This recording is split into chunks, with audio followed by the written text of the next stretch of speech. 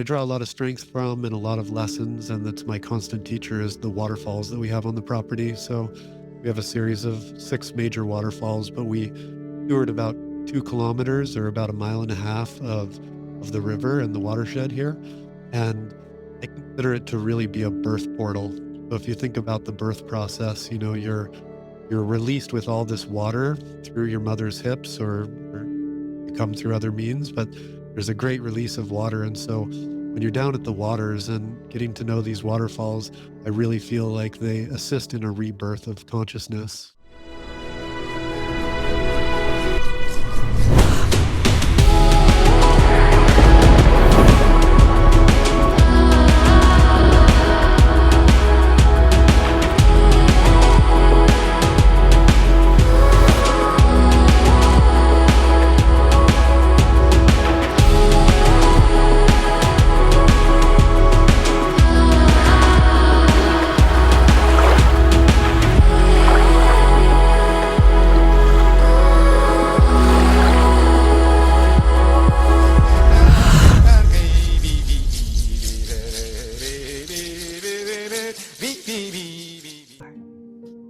Hello, beautiful beings. Today is a really fun episode in terms of exploration of community and how community is changing and evolving, as well as our consciousness, right?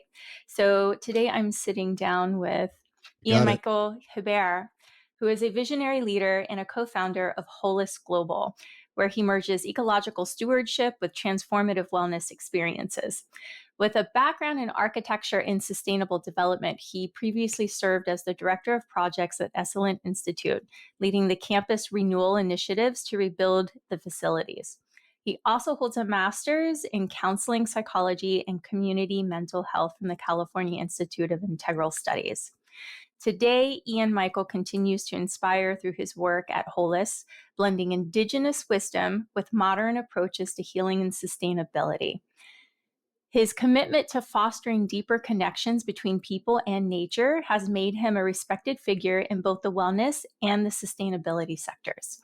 I think what Ian Michael is doing is absolutely beautiful. And so I'm very humbled to be able to spend some time to pick his brain and to share his wealth of wisdom and knowledge with my community here at this podcast.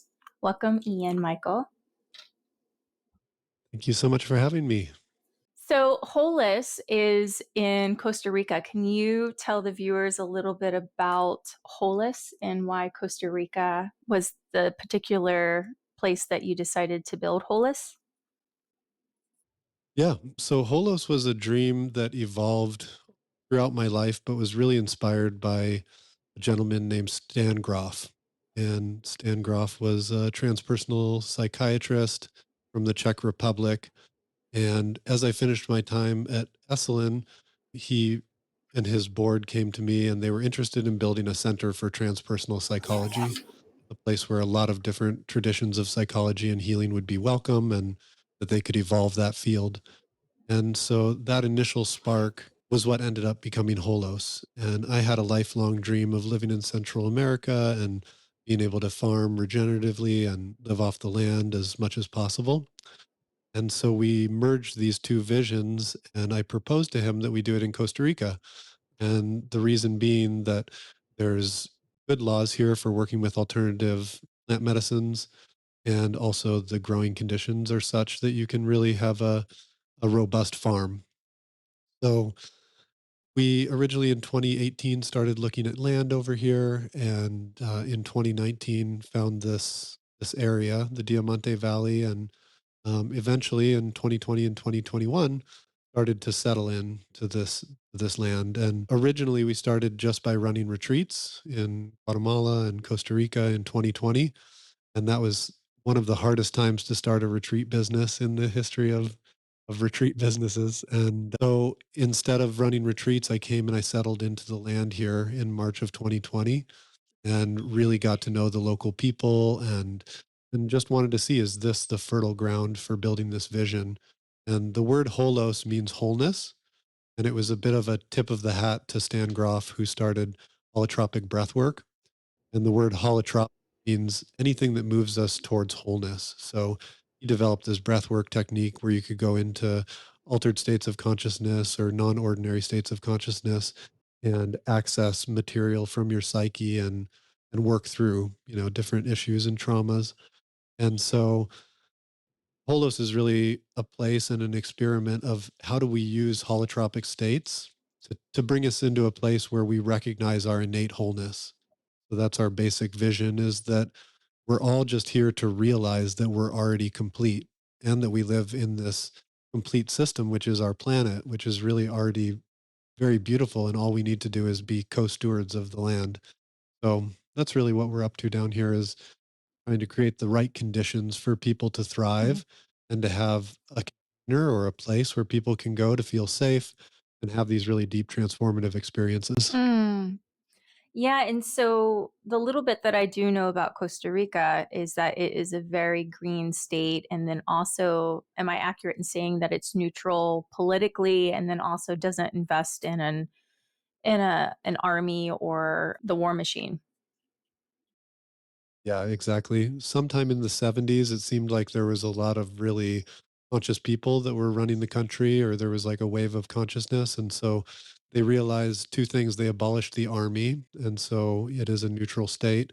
And secondly, they realized that a lot of their forests had been cut down, like 70% of the old growth forests in the rainforest down here had been cut down.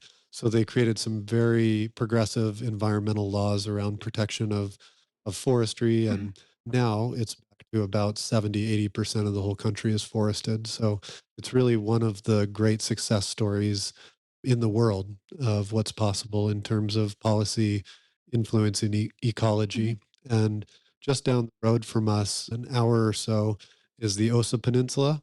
And the Osa Peninsula is the most biodiverse place on Earth by Mhm. density. So it has the most number of species in one small area. And so we're really in that corridor, and I can attest to the power of the eco field here. She's always teaching me, and we have so many different creatures and plants, and just the strength of this ecosystem is really alive. Mm.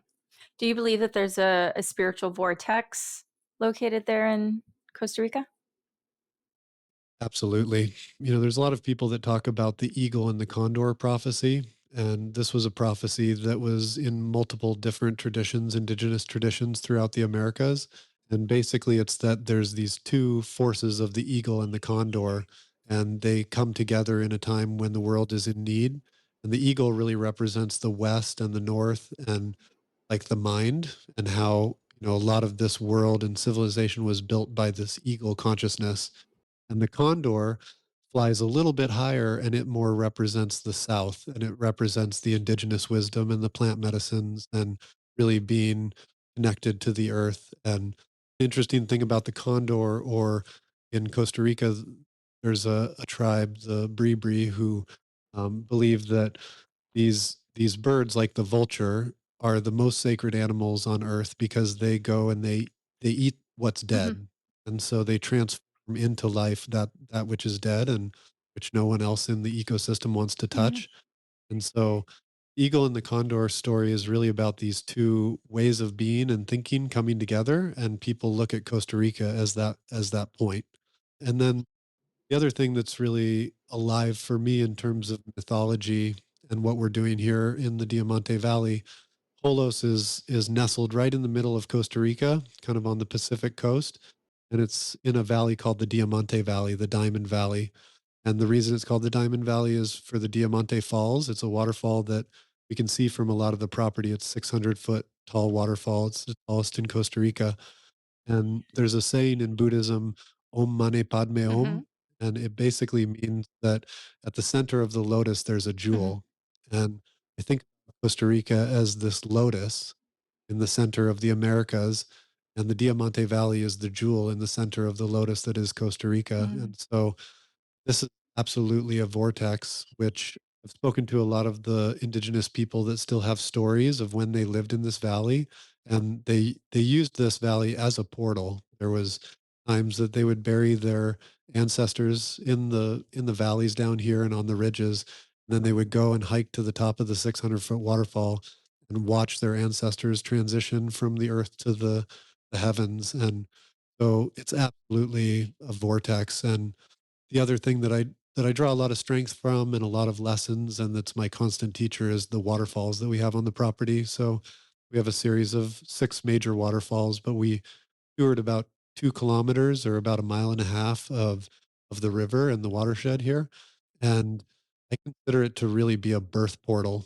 So if you think about the birth process, you're released with all this water through your mother's hips, or you come through other means, but there's a great release of water. And so when you're down at the waters and getting to know these waterfalls, I really feel like they assist in a rebirth of consciousness. So there's more to share, but that was an excellent question because I look for places on earth where that are Hmm. portals. The interesting thing about portals is they're very strong energy, and not everybody can sustain themselves inside of that energy Hmm. field.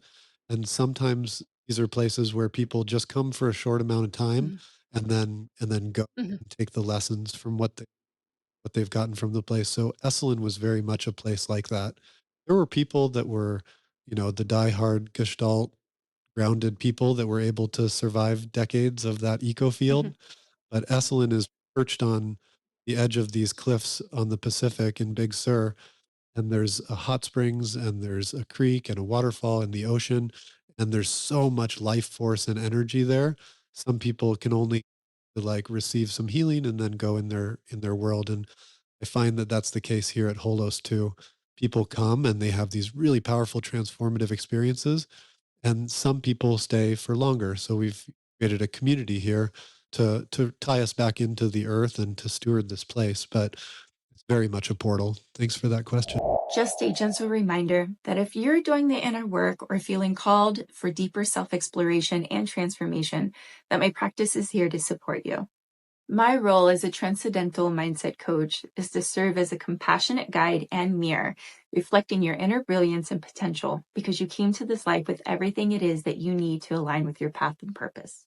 In doing this, I offer a range of services tailored to meet the unique needs of each client, incorporating the support of evidence-based coaching techniques, meditation, mindfulness practices, gene keys shadow work, pattern recognition, somatic work, inner parts work, kinetic, and breath work to facilitate inner balance and alignment alongside being trauma informed. We will work in tandem as I support you in integrating or embodying your newfound awareness and heightened openness to a higher form of consciousness. It is my intention to support you as you architecturally design the reality you want to participate in and the life that you want to live. My practice supports you in being a masterful creator of intentions. You can contact me via my website. The link is in the show notes. So thank you, and please enjoy the remainder of the episode. I feel like portals produce a certain amount of energy that attracts those who are able to receive and whose can be a vibratory match or can be in that space for a certain period of time. And as you mentioned, there's quite a few people who will come in and then move out, come in and then move out, get what they need. And there are some portals that are really known and mentioned throughout the world. And last summer, crossing through Vancouver, British Columbia, I feel that I tapped into one. I ended up having a mystical event of unity consciousness, which I've had in the past before, but this one was much larger.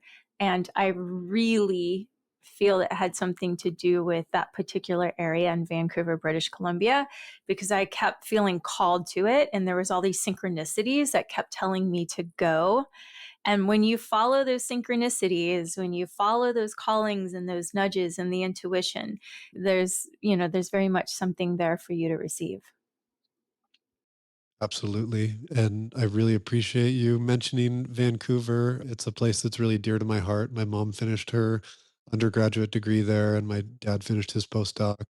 And for some reason, I keep gravitating there. I was just there a week ago, and there's an area outside of Vancouver. It's a good long drive, but it's interior British Columbia. It's a region called the Kootenays Mm. and Nelson that I've really fallen in love with. But there's these farming communities and really massive, powerful, deep lakes Mhm. and beautiful mountain ranges. Mhm. There's a mountain range called the Valhalla Mountains that I've gone to a few times in pilgrimage, and it's like you described. I have these experiences of unity consciousness where the elements are in harmony with each other. So what I look for in a sacred site or in a place that I feel at home and I feel the power of the element, I look for the strong power of the earth element, so rocks or mountains like Vancouver has, strong presence, the water element, so the ocean, the lakes, rivers, strong presence of the air element, so places where you can really like feel the openness and tap into that, and where you can feel the fire element of the sun, where that comes in. So yeah, I look for these places where the elements are in really strong harmony, because that I feel like what is the portal for spirit. It's like you're creating the vessel out of four elements that then brings in the fifth element of spirit or the ether. And it's similar with our own bodies. When we tend to ourselves, then we have the access to spirit. I love what Yeah. you're saying, and I can identify with it. Similar to you, which our paths have similar crossings, being Fairbanks, Alaska, and probably others that we're unfamiliar of. But I have traveled immensely throughout the US and also have spent time living in Europe and traveling much in Europe. And I feel like that's this innate seeking within me, comparable to what you just said. So where I tend to actually live for, a lot of times I spend only about 18 months. And then places that I really gravitate towards, I'm there for anywhere between 2 to 4 years. New York City was the longest place I'd ever lived, but it was for a very different reason. It was seeking of the self and self exploration. The environment, I think, also played a pivotal role. However, now as I move and navigate, I'm looking for that homeostasis or that balance to me, which is very much this water source, clean water source. So for me, rivers and lakes, deep alpine lakes are really important. The vitality, the growth of the greenery, like, can I plant a garden here? Can I sustain life here? The rainfall, the weather patterns, mountains are incredibly important. And for the viewer, everyone gravitates towards a different ecosystem. We have people who are absolutely in love with the desert, and the desert calls to them, right? And they can spend the rest of their lives in their desert. But I think it's really important for an individual to understand what aspects of nature calls to them and inspires you and attracts you and lures you in. And what is your frequency? I think it's very important. And, as we are moving away from this belief system that we are not a part of nature, that nature is this entity outside of us, and we learn that we very much are a part of nature, we start to realize where we live impacts us significantly. Absolutely. And even if you live in a city and you have your apartment or whatever it is, you can still tune into the elements. You can have an altar and light a candle and have some honoring of the water, and maybe you have your crystals, whatever it is, but like recognizing that these different elements are a part of us and that we need to balance them within ourselves. That's a lot about, Eastern medicine and Chinese medicine are a lot about balancing elements. And so you don't have to be in nature, but some of us gravitate towards places that, yeah, that provide us that complement to our system. The time that you spent in Esalen, what did you learn about community there? Yeah, that was one of the greatest honors of my life, was to be of service to Esalen, and I was there 4.5 years, and I was fresh out of grad school. I had just done my master's in counseling, and what was really beautiful is I got to practice a number of the things that I had just learned in grad Mhm. school in community, even though my job was more administrative and building and designing and moving Esalen into its next phase of development. I also really got to practice tools of communication, conscious communication, authentic communication, and the form that they were practicing was really inspired by a practice called Gestalt, Mhm. and saying in Gestalt that the sum of or the whole is greater than the sum of the parts. Mhm. So it's like when we come together as community, we actually create something that's much greater than our individual contributions together. So our Gestalt practice was at an individual department level and then also often at a community level. So this was mostly something that was in the culture of the workers and the people that were employed by Esalen. But then there were also all these opportunities for people that were participants to taste the culture and to feel the culture and to understand the languaging. And so, yeah, one of the biggest practices that I appreciated was just the circles that were created there and the techniques that they used to bring about honest conversations. Like I think that's one of the most basic things that we forget and that we aren't engaging in Mhm. as people is like real true honest conversations. And when you can do that with humility Mhm. and also self-reflection, a lot of growth can happen really quickly. So Mhm. one thing that I saw at Esalen and realized is that community is like a very intense mirror. And we're just living our day-to-day lives and maybe we have a therapist or we have friends, we can dodge a lot of reflection about how we're showing up in the world. When you're in a small community that's living in a remote place and there's behaviors and actions and ways that you're showing up that aren't in consideration whole, it very quickly gets reflected to you. And so the ability of the community to clear those things and to work through um, individual and collective challenges is really about communication and presence. And so, yeah, I was really grateful to not only be helping rebuild the campus physically, but be part of that constant rebuilding of culture Mhm. that requires tending. You don't tend to it, then things start to fracture or people, don't feel seen, don't feel included, don't feel like they have a voice and they get disenfranchised. So I really love your explanation of community and the mirror that it holds up in front of your face, and I feel this is so incredibly true. And for many of us, we don't have much of a community. We live isolated, these solitary lifestyles in the cubicles of the prisons that we create, whether that's working from home and or if that's actually working in a physical cubicle. I feel like there is a very isolated, solitary lifestyle that feels or it almost creates an illusion that we're not in these isolated worlds because we have social media and we have Zoom and connecting with individuals in the very manner that we are now. But we're so far removed from the vulnerability and the intimacy of what it means to actually live within community. I've met people who've lived on their street for 3, 4 years, especially in New York City, that didn't know their neighbor. They didn't even know who their neighbor was. And to me, that's, like, astounding. that epidemic is Mhm, just getting worse and worse with mhm, social media and the pandemic really kicked everything into hyperdrive where everybody got used to communicating mhm, digitally.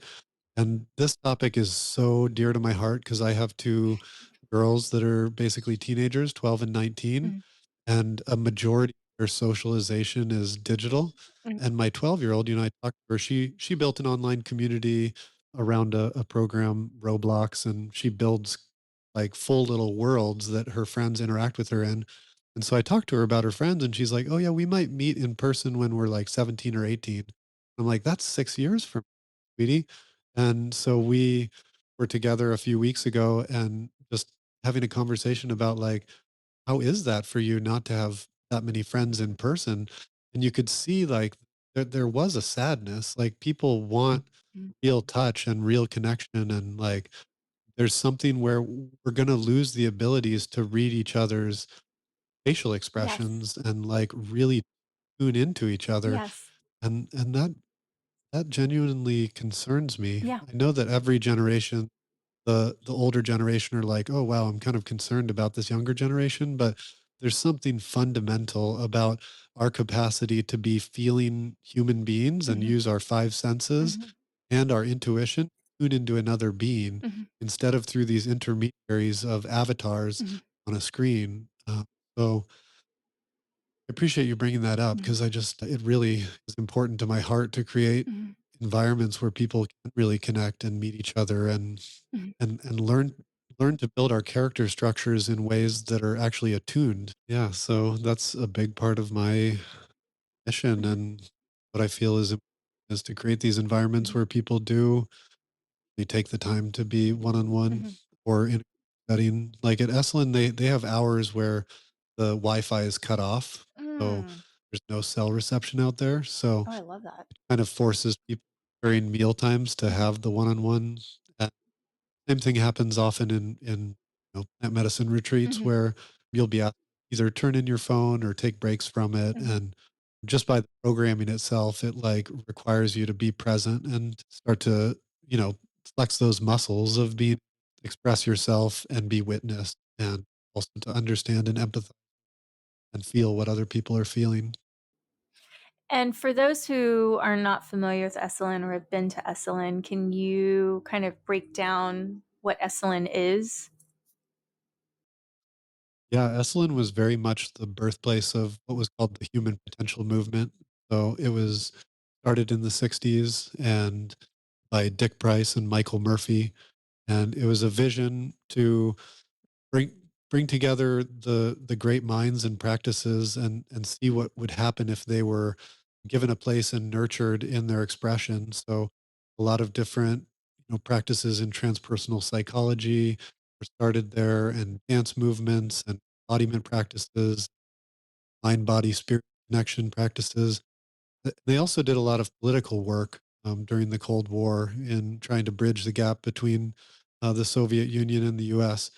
But this place that's perched on the cliffs of Big Sur, and has a hot springs, and that hot springs was used by the Esalen people and other tribes for millennia, and it was really a place of healing. And so the origins of the Murphy family having the property were for it to be a place of healing where people could come from Carmel Valley, from the hospital, and have treatments in a beautiful natural place and be inspired. So much has come out of Esalen in terms of practices, and it continues today to be pushing the edge in the conversation of these types of topics of what's important today in our world. And so it's really it was a place where I also got to experience community in a certain sense. There weren't people living there long term, but there's a farm and it's very earth centered, and there was about 100 employees when I was there on the ground. And so that automatically creates a sense of Mhm. community and people in a service to something. And it was a place where I could bring my kids and I could work all day, and they would feel very safe and very held by the place. And that was one of the things that really stood out to me. It was a multi-generational kind of education center. So you had all these kids that were at the gazebo school, and then you had these elders that had been teaching about psychology and massage and all these different practices for decades and decades. And so you had this spectrum, of learning, because you can learn a lot from a 2-year-old and you can learn a lot from an elder been down the road. So I found it to be this multi-generational education melting pot, and in one of the most beautiful settings on earth. Mhm. And how many people do you think lived on the property long term? Long, long term, there were only a few that had been there more like 5 or 6 years, maybe a dozen. And those are really holding the culture, and then there were locals too. But at this stage, Big Sur is such a hot spot that it's quite expensive to live there. And so part of my vision with Holos is that I wanted to provide that right off the bat, that there would be practitioners that could purchase home sites and build a home and have this be part of their legacy of their family. And then also to have a farm that really provides for as many people as possible. When I was at Esalen, Esalen is in this stretch of the Big Sur coast that's very Yeah. unstable geologically. So there's like landslides and big storms, and Mhm. a bridge fell while I was working there. And so that provides an atmosphere that people have to be really prepared. And I grew up in the middle of Alaska where, it's 60 below zero Fahrenheit and Celsius in the middle of winter. And you have to be ready for like caring for yourself and Mhm. your group of people. So I find that those kind of conditions create community automatically Mhm. because you have to kind of like support each other. And the same thing down here in Costa Rica. We get big storms and we're a little bit remote. And Mhm. so it requires connection with the local community and each other to really, yeah, make it through when there's a challenging moment. And it's like when when the whole pandemic happened. That's where we really realized what is the resilience of a community. Mhm. And down here in Costa Rica, it was like immediately the farmers market and the feria, they put everything online and they helped the local farmers understand technology. And we had an app where we order our food. But if you're isolated due to, like a big global event like that, or some kind of a geological event like in the Big Sur, or what's happening in Asheville, North Carolina right now, I have a lot of friends who are stranded, during those times. How are we prepared? How are we resilient to take care of each other? Practices that they had at Esalen and the Gestalt and the building of the relationships are really what allow the response to be that much more fluid, and there's that much more trust that's built. So that's the goal for me, is like, how do we build these practices that engender trust so that we can get through time challenging. At Holos, are there already houses set up that people can purchase or buy into, or is it purchase your property and build your house and be a part of the community? Yeah, most people are purchasing lots and then building their homes. We have about 8 houses built so far, and, sometimes available for rent, and sure in the future, at some point, some of them will be available for purchase. And so, yeah, we're a few years in. We're 3 years into the building process, so we have a 25-bed retreat center and, beautiful temple space, workshop space, and kitchen, big views of the 600-foot waterfall. And then we have the farm, which we planted 4,500 trees this year. Eventually, those will be producing more food. So we have a whole food system. And then that food system and the conservation project are both supported by the residents. So we have about 8 people living or 8 houses that Mhm, are built in here. And so we have about 30 more houses that will get built. mhm. And then I mentioned, from our last conversation, I remember you mentioning you guys were about to build a playground for the kids. Oh, yeah. Yeah. The playground is in. The Okay. kids are happy, and we're going to keep expanding that into kind of like a ropes course and Mhm, obstacle course for them, a bike track. mhm. So I take it these kids are being homeschooled? Some of them drive down to the coast for like alternative education. And the intention is that eventually we have a school here. So we have a community center that's designed that'll be the schoolhouse. And what I'm really excited about is I think the whole education system has to be overhauled. My kids were homeschooled, and one of them was in Waldorf for a while, but even the Waldorf approach and the way that they were relating to the pandemic didn't feel right. So she's now unschooled, and she created a YouTube channel, Unschool Days, and she's very like active and curious, and just took her on a trip to Quebec where she could learn about my ancestors or that ancestral line of the Bears. And Mhm. so we have so much more spaciousness because she's not in front of a Yeah. desk, or, in a schoolroom. Mhm. We have all this spaciousness to really learn something that she's passionate Yeah. about that will really like anchor her system. Yeah.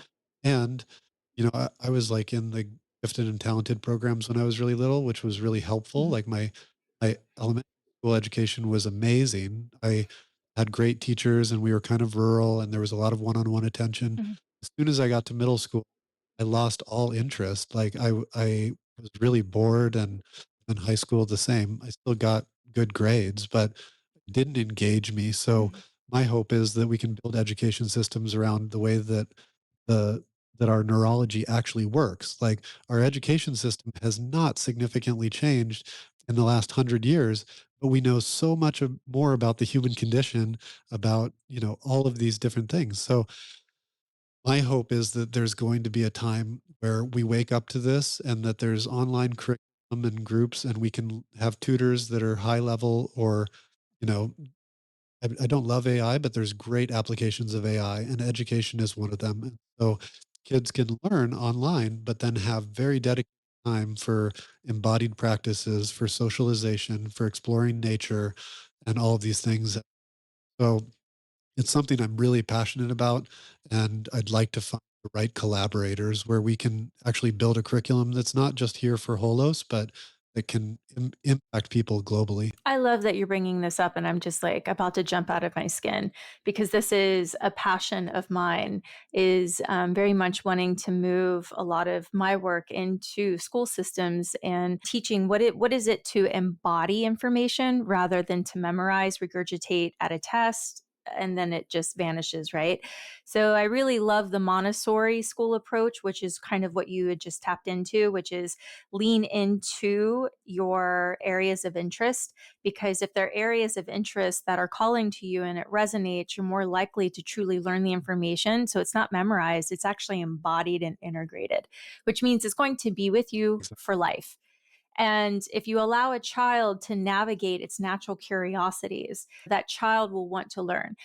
I wasn't interested in quantum physics as a teenager, but right now, like the majority of the books I'm reading is quantum physics based. Like I can't get enough of it, right? And I'm more likely to retain Yeah. that information and utilize it. And when we truly teach our children, they're not just learning information that they're never going to use. When it's integrated, they're like, oh, I can actually use this here and use this here. And then they even find other areas that maybe that information can be applied in creating new belief systems, new techniques, new structures, dismantling old structures, right? And so that's very much a part of this new paradigm is being creators and allowing children to really integrate information and not just be Yeah. it's not just about memorization and regurgitation. Exactly. Yeah. We need to, like you said, to be creators, and it just sparked. It's like, is learning an intrinsic interest? It's like, how do we learn to question better, and how do we learn to be curious? Because yeah, if it's just being to us, it kind of disengages the individual. They're like no longer about that intrinsic desire and curiosity for life. No, and if you look at Yeah. what it is that we've been taught, especially our generation, I wasn't taught anything regarding human connection and creating relationships in my nervous system and following intuition and leaning on my own guidance. Like some of the stuff that I'm supporting adults in learning today because they feel like their lives are spiraling out of control. We don't teach our children that. Instead, we teach them information that they have to memorize that we're not even using today. So it's like, where's all Yeah. this wasted energy? Why aren't we using where's efficiency really coming in, right? And efficiency is like using our energy to best support us as human beings in our evolution and creating communities and relationships and having experiences. Yeah. That just reminded me another insight I was having the other day. I was like, okay, I went through the public education system. I finished a little bit of correspondence, and then I had really great experiences in college. But there's some fundamental things that I was never taught that I really am curious about, like human anatomy. Like, what are the really things that would be really useful? Like, I probably had an anatomy class, but like, how does my body work? How does my nervous system work? Like, how do I regulate myself? How do I get good food, and like what is healthy food?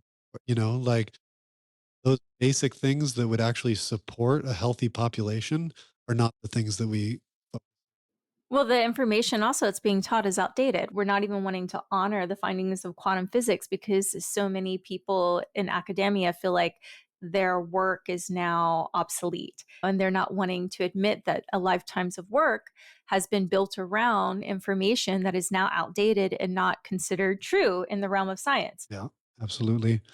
And that's why we end up having, adult human beings that really need some fundamental health help. I mean, there's all the like traumas that can happen in one's lifetime, and micro traumas, and just civilization the way that it's set up right now is not optimally healthy for our psyches, for our bodies. But that's why we have retreat centers. Like the hope is, that's why this idea of holos is eventually we're living in a system that acknowledges that we're already whole. And so yeah, we've got a long way to go, and sometimes it's a little daunting to see the gap between where we are now as a species and what I see as more ideal civilization that actually cares for each other and the planet. But step by step, and it's these kinds of conversations and creating relationships with people that hold a value set that kind of stands on its own. We don't have to prove anything to it. We just take care of each other and our lives, and that's enough. Mhm. Yeah, and that's very much why I wanted to have this conversation with you because I believe that the education system and how it needs to be revamped and changed and altered is not going to happen through federal or even state legislation. I think it's going to happen in these little micro communities such as Holos, such as Esalen, and the numerous other communities that exist. And I think that it's when those particular communities start really collecting data and then taking it to state legislators and into the Yeah. federal legislators and start saying, look, this is our data, these are our statistics. Like, this education system far surpasses the old one, the old regime, right? And that's how we start dismantling. We start dismantling the old systems and paradigms by creating such places such as Holos, even in terms of how community works, even in terms of like regeneration and conservation. And I think what you're doing and what you're a part of is really the instigator of change and the pattern interrupt for a system that is detrimental to us as human beings, to all species, is destroying the planet and not supporting souls who are coming into this planet to have a much richer experience. Oh, the other day I was thinking about, well, how did we get here? And like, and we don't actually know. Like, we have the stories of history and the emergence of language and the use of technology, but I was thinking about like what are the original spark points of the development of the human psyche and all of our skills. And one of the significant ones was the advent of language. And there's some really brilliant work about where did language come from? And one way to postulate where language came from is that it came from the landscape, and people were listening to the sounds and mimicking the sounds of animals or the water or the wind. And those intonations became what eventually evolved into language. And the reason I was thinking about this is the river here. I'm like become a student to the river and the waterfalls, and I can tell that they have very significantly different natures depending on how fast it's going, or if it's in an eddy, or the size of the waterfall, or whatever it is. There's all of these different textures, and in Alaska, they have over 100 words for snow. Snow has like so many different ways that the crystals can form, and they've actually articulated it as this is this type of snow, and it's just one word in their indigenous language. And I was thinking, like, wow, how do I create the conditions at Holos where there's enough spaciousness for for a child someday to listen to the river and start to develop the words for the river, start to be able to speak the language of the river. And so the question is, like, how do we create the best conditions for emergence of more intelligence and more consciousness? And this might be a couple thousand-year project, but that's really what I am in service to, of how do I create the conditions for consciousness. Mm, that's incredibly beautiful. Wow. Yeah, that's beautiful. It kind of leaves me speechless. I'm like, I want to sit with that for a little bit and like really kind of hold space Yeah. with that a little bit. I think that's really beautiful.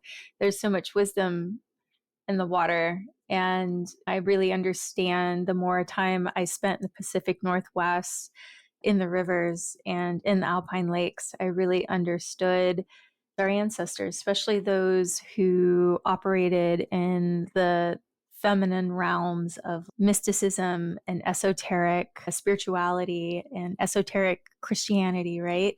People who really could listen to the sounds of the universe, the sounds of the planet, the sounds of the water. And for me, water is an incredibly sacred space that holds information, like centuries of information, right?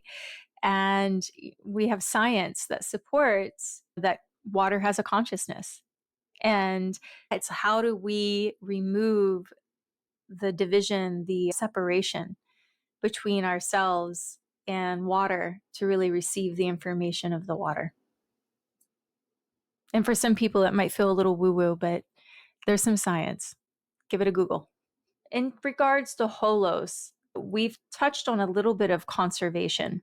And I think it would be really advantageous to delve into what conservation in these community centers really look like. I mean, how are you playing a part in the conservation of Yeah. nature?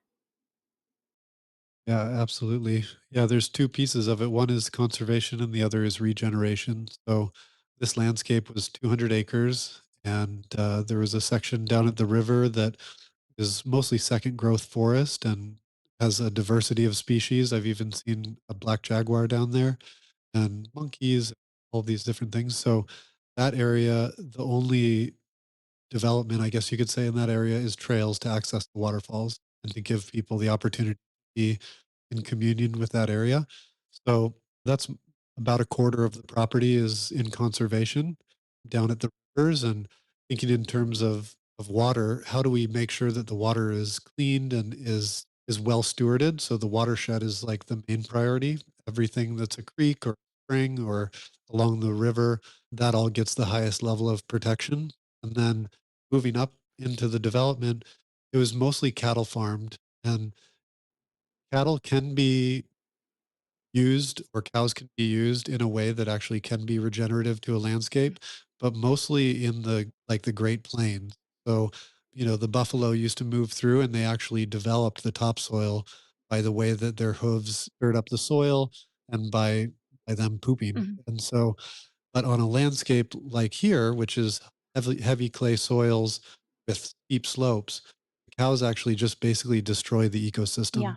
just like GMO grasses and cows. So what we've done is we've got a policy with any lot that people have to reforest it by 50% or Mm. or not take any trees out. And so we planted, like I said, about 4,500 trees this year. Half of them were reforestation trees and half of them were fruit trees. Mhm. And so we're very actively like building the conservation zone back Mhm. and putting as much into it. And Mm. Remind me again how many acres then you're we also on? we're on 200 acres. And then we're part of a bigger region that has a lot of people, the local farmers and also the expats all have very similar value sets. And so there's an effort to build like a contiguous conservation zone along the river all the way up to the 600-foot waterfall and then beyond. So it's kind of like, how can we look at things in terms of bioregions and how can we look at them in terms of watersheds, and that we want to protect the watershed all the way from the source waters all the way to the ocean. Yeah, I a couple episodes back was having a conversation with one of your neighbors, Drupan Lamadorje, and that Oh was a yeah. large topic as well as water conservation. And the property he purchased is the source of one of the springs, and so it was really about maintaining the purity of that spring so that the water that is moving downhill to all the residents is of the purest quality. So water conservation, Yeah. from what I'm learning, and also one of your other neighbors, Yakumama, they're on like I think 92 acres, and that's also a huge topic of conversation is water conservation and preservation. Yeah, they're both great friends, and I would say that most people that are here in Costa Rica, especially the southern zone, are devotees of the water because we just have such an abundance. I've recently been traveling a lot, and it's so odd to me that I have to ask, "Can I drink this water?" Like coming out of a tap. And like down here, we really take it for granted that there's spring water or good well water that comes out of our tap. And there's springs down on the property that like I know that I can drink it because it's coming right out of the rock. And so how do we how do we get into a world again where if you're thirsty and there's a tap or there's a spring, just drink it? How do we live in that? I grew up on spring and well water in the mountains of the Appalachias. So we were always taught that what comes out of your spigot is it's either not coming from a clean source or has been manipulated with so many additives, or even how it's moving through the pipe systems has carried so much toxicity with it that, we don't put it in we don't ingest it. And even taking a shower in it is of concern. And so I still find myself as an adult as I'm traveling, like refusing to drink spigot water, which is It's unfortunate because, we may not be ingesting it, but just by taking a shower, your largest organ, your skin, is absorbing and taking it all in. Yeah. Yeah, and then just the structure of the water, like, I can feel the difference when I jump into living, like, when I go down to the waterfall, as soon as I'm in the water, my whole nervous system reset in a different way. Yeah, Yeah. I totally agree with you. My nervous system always feels exceptionally calm, like near a river, even a raging river. It's just so Yeah. calming to the nervous system. I think there's a lot to be said about that. So I believe that we've spoken about it before, and you just touched on Asheville. And Asheville, unfortunately, went through some intensity in terms of the hurricane that just hit it. I was actually supposed to go up there in a couple weeks. So that won't be happening for a little while as they're rebuilding. But I think I've asked this question before. When you chose Costa Rica, was there any research in terms of susceptibility to particular natural disasters? And as climate change is happening, that is obviously like a 3D concern, like it's a realistic concern. Yeah, absolutely. There's not a lot of places in the world that won't be impacted. So Costa Rica, where we are, has a lot of water, but you also have to think about too much water. So when there is a really big storm, how do we protect our roadways and build our drainage so that it can handle that volume of water? I would say that's the primary concern. And then there's things like when we farm, we actually have to cover plants to keep them like in the north they have greenhouses to keep the plants dry or to keep them warm. We have greenhouses to keep the plants dry. So those are considerations. I definitely have scanned all of the Americas and other regions and done my research on how things could be affected by climate change. And there are patterns that we can discern, but we don't actually ultimately know. Like Asheville was kind of a surprise to me. That was what they're calling a 1,000-year storm. So there's other areas like interior British Columbia that I've been contemplating or areas in the US, but everywhere has some different possibilities of natural disaster. So, but Costa Rica is particularly stable, especially the region that we're in. Yeah. Yeah, that's something as I move and travel quite a bit, I'm always looking at. And, Banff, Yeah. what last year, the year before, got hit with some really major fires. Yeah. Yeah. The town of Jasper was completely Yeah. decimated. And those were like areas of my interest. And that's one of the reasons of Right. leaving the Pacific Northwest is just there's a canary in the coal mine, right? And it's like, how, are we going to listen to the canary in the coal mine? Yeah. To an extent, people will migrate, whether it's in the Americas or, Africa, places people will have to move out of because the conditions aren't so hospitable for human settlement.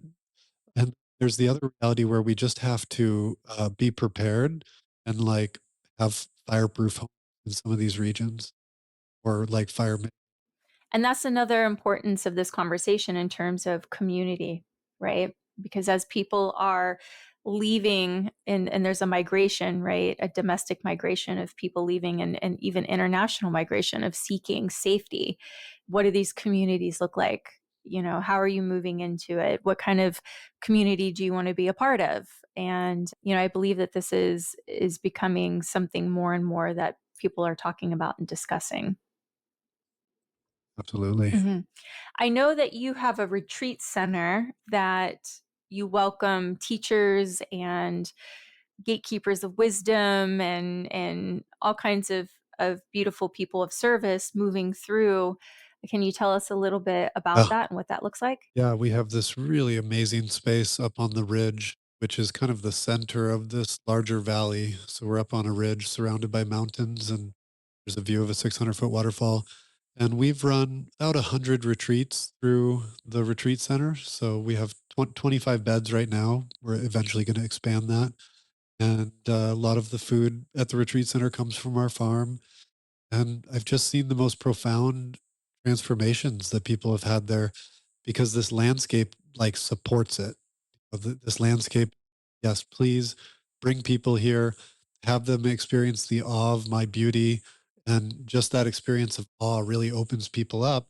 And in opening yourself up, you start to see the parts of yourself that need some care and some love. So yeah, there's a lot of different retreats that have happened here, and primarily our model now is to curate the best teachers that we can and invite them to rent out the space, and then we support, and we have all these different offerings, whether it's nature excursions and time at waterfalls, or incorporating in indigenous wisdom from the Baruka people, or farm tours. There's a lot of different things that people do to that we'll support them in, or we have a list of practitioners too. So we've had a lot of groups that'll come to us and be like, hey, we have this cohort of friends. We want to have a really powerful transformational experience.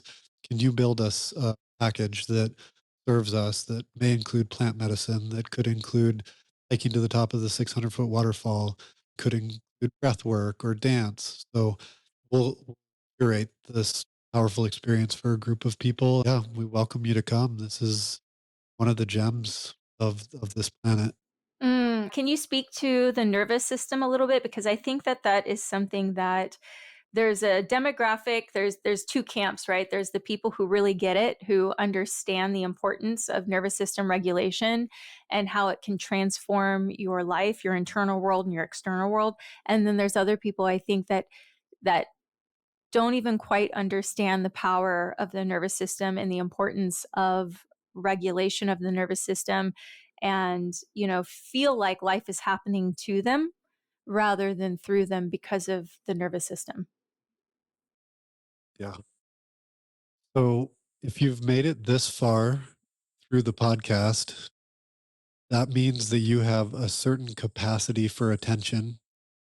So good job through this hour. And in our world today, we are bombarded and inundated with so much information and so much data, like whether it's through our phones or through our environment where we can hear cars, where we're, trying to navigate a city, driving a car. It requires a certain type of attention that can be very scary. So, if we're scrolling through our apps and we're checking our email and we're doing our our attention starts to get into this hyper vigilant state. And hypervigilance just means that we're so keyed up, our like nervous system is so on fire. You can think of the nervous system as neurons, and they're firing, and so when they're firing really sporadically, and they're like lit up on all these different channels, then we kind of lose our sense of balance because our attention is totally directed to the outer world.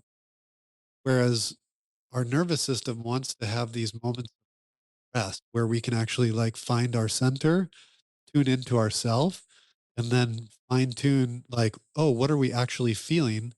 And then have agency over our attention.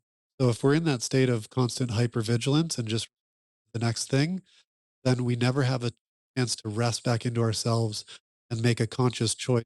Where do we want to put our attention? So an environment like this is interesting because it's kind of twofold. One, it's a jungle. And so there's like a lot of movement, but there's these presences that are there that can really help you like settle. So the river being one of them, when I go down and I tune into the water, it cools my nervous system. It allows me to be present with a very living entity, which has this like very fluid nature. So then I start to relax into that fluidness. Or being in the mountains, it's like you can think back to a moment that you were in the presence of mountains that just really captivated your attention and caused you to still yourself. And if you think of the difference between the frenetic nature of like trying to navigate a city and having a moment of like, wow, of awe, where it's like, this mountain is so exquisitely beautiful, it just stuns you and you pause. That's your nervous system stilling. So, and like we also do ceremonies around fires. Fire can be a really beautiful focal point. So a lot of ceremonies you'll sit around a fire all night long. And in, in a normal day to day, it's like you might pass by a fire and be like, okay. But when you set up an intention circle where you're going to be around the fire all night long, looking at the fire, speaking, singing, it starts to hone your nervous system and focus it on a single point. And that allows you to just come into a level of coherence, a level of like centeredness that our day to day lives are kind of devoid of. So, yeah, there's a lot of different techniques, but I do look for landscapes or I build buildings in ways where it's like, oh, I really feel like I can pause. Mm. Something really beautiful is in that we tend to forget is as children, and for those of us who were lucky to have parents that were supportive in this way, as children, our mother or father, primary caretaker, is the supportive individual in helping us attune to learn to self-regulate. We begin to co-regulate our nervous systems with them. We rely on them. We rely on their energy, their cadence, their presence, their attunement. And then we later learn to self-regulate our own nervous systems. And then we enter into environments that are very disruptive of our nervous systems. And we don't have the parent any longer to co regulate or help us regulate. So then we start relying on people around us to co regulate and not taking Yeah, authority or autonomy over our own nervous systems. But what many of us don't realize is that nature is the divine mother, the divine father, in terms of supporting us in that co regulation. Just walking through the woods without earbuds, without your iPhone playing music loudly to disrupt other people, being around nature, touching nature. A plant and trees have their own electromagnetic field. The earth has an electromagnetic field. We have an electromagnetic field. And when we allow this mersion, all of these electromagnetic fields to merge, we then get support in the regulation of our nervous system, which is very much this conversation. Your environment, the water is supporting you in the regulation, even that fire and the intention behind that fire is participating in this co regulation. And when we're in such artificial environments, we're void of nature's ability to support us in co regulating our own nervous systems, which is why we have children who are talking about feeling anxious, having panic attacks, anxiety, because of the inability to be in an environment that supports them in regulating their own nervous system, and then even being able to rely on nature to assist them in this very natural endeavor.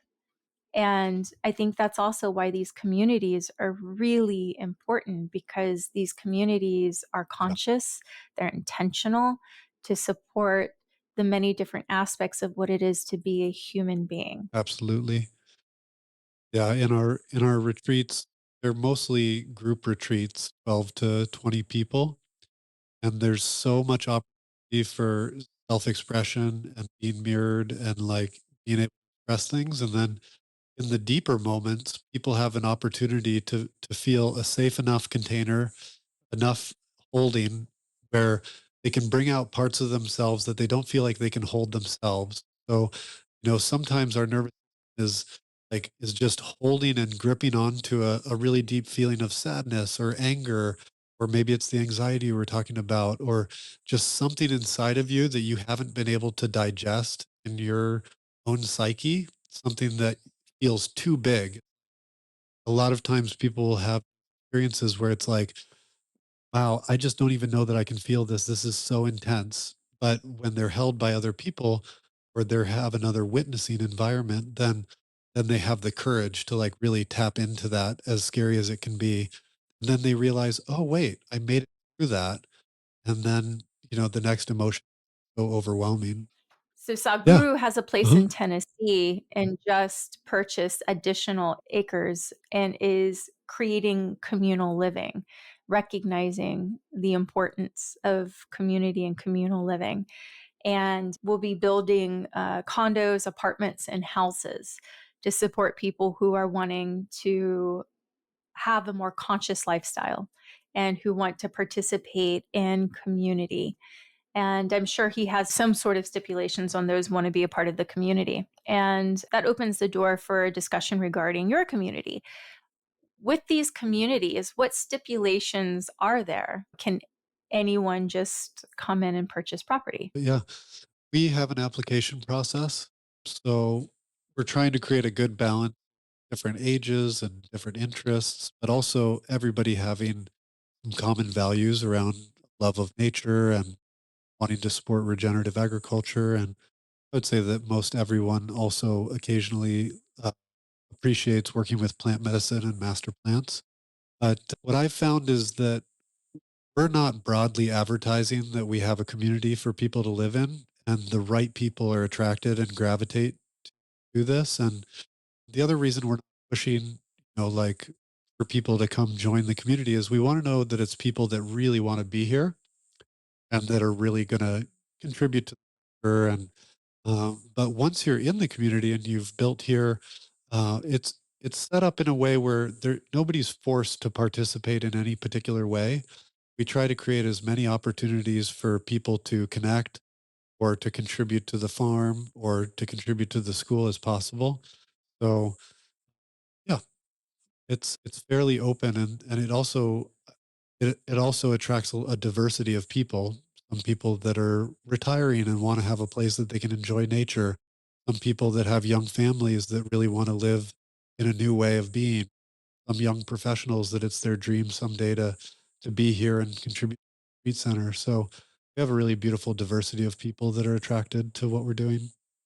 Between Esalen and Holos, from your perspective, what are the transformations that you're seeing in terms of consciousness, the human psyche, evolution, even spiritual awareness? Are you seeing a shift in the collective? Yeah, absolutely. I mean, the nature of these places is a little bit different. One is like a retreat center where there's a good amount of people coming through and there's a huge diversity of workshops. And then Holos is more residential community, more focused on the farm. And then also we can utilize plant medicine through our alternative health clinic license. So I would say that the common denominator is that really deep, powerful transformations happen at both of these places.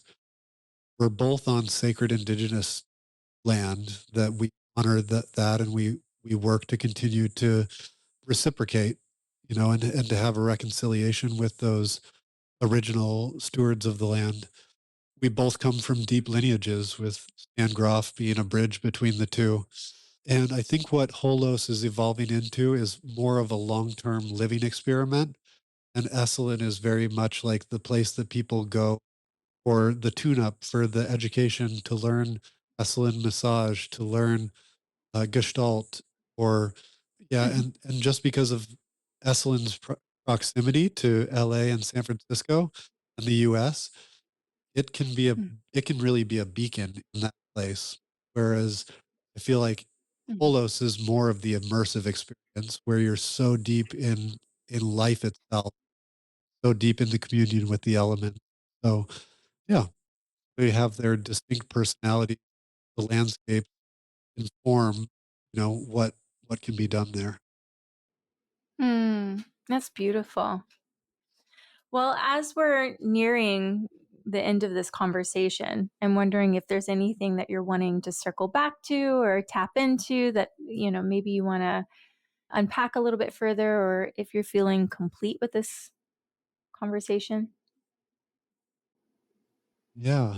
I think we touched on some really potent themes that are going to reverberate for me after this call. So I'm always really appreciative to have opportunities to speak like this and to have such a powerful mirror as yourself of some of these ideas. And what's really landing with me is this piece around education and this piece around education at all ages, but the importance of being in person. And so I've got some homework, I think, after our conversation of like, how do I really more deeply live these values? And there's like an aching in my heart for my kids and kids all over the world. And just the desire to give them real tangible opportunities to learn from nature, to tune to each other, to have real human interactions with adults that are teaching them about nervous system regulation and just the basic constituents of a healthy life. So I think that's where I am left after our conversation is like, how can I be in service to that, to, to the younger generation and really build this as a long-term living laboratory, educational institute in Costa Rica that can serve these families. So, yeah. I love that you touched on that because that is a place that I'm consistently in. It's my dream to participate and support, especially those in foster care system and orphanages around the world, to support these children in finding themselves, finding home within themselves, and finding Yeah. their core stability and inner self reliance, and then also finding attunement in nature and being able to find safety in connection with others in a world where others have failed them in many ways. And so that's a big part of my work. And so hearing you tap into what you're tapping into just really resonates with me. And I think it's incredibly beautiful. And I think if anyone else is really feeling this particular topic, please reach out.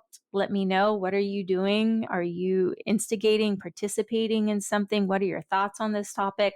Because I think that there's so much space to delve deeper into this particular conversation. One last thought. I was just thinking about one of my teachers here. She's a facilitator at Holos. She's a restoration ecologist, and she also works with plant medicine from the Peebo tradition. And she says something for what? Like, for what are we doing this? For why are we transforming our consciousness?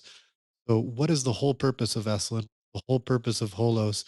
And it's like we do this individual transformational work, but that's just a means to a greater end, and that greater end is, a world and a society that makes sense where we don't have to have these conversations anymore because it's already set up in a way for the optimization of our lives and our children. So, yeah, I just really appreciate this dialogue and your time. Yeah. And I'm really hoping that we can leave the viewers with some tangible concepts in terms of something to support them in their nervous system regulation, or even to support them in terms of tapping into self actualization, realization, or even tapping into the greater consciousness that surrounds us. Is there Yeah, anything that you feel absolutely. called to share that really supports you in your life? Yeah, I just returned to the breath just now. So, since we were first born, we've had this amazing technology available to us every day, every moment, which is our breath. And so, I would just encourage everybody listening to just tune into your breath. Let's just all take a collective breath together. Breathe in, breathe deeply, and just letting it go. And just throughout your day, if you find yourself in a heightened state or in a state of consciousness where you're like, what is going on? Tune into your breath.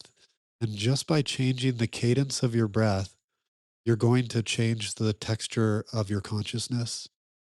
And, this is one of the great things that Stan Groff had to offer is there are ways of breathing where you can get support from someone and you can access things inside yourself that you didn't think you could access.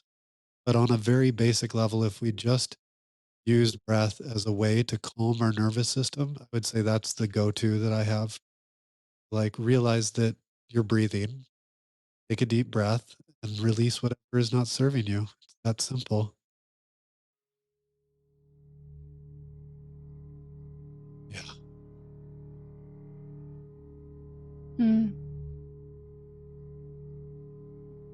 There's so much power in breath work, so much power in the breath and the pause.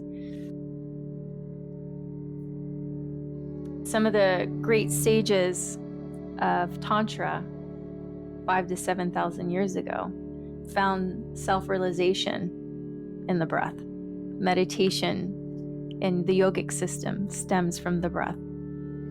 So, if we can acquire that kind of knowledge just from breathing, imagine what you can do with your nervous system. Yeah.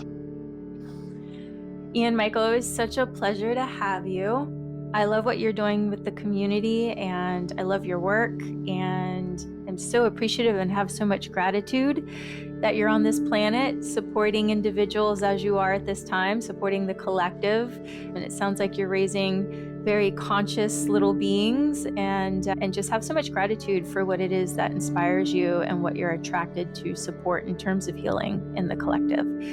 So I just want to say thank you. Thank you for being here. Yeah, thank you for the incredible work you're doing and getting all these voices out into the world. It's my absolute pleasure. Well, I do look forward to our next conversation. Me too. Thank you.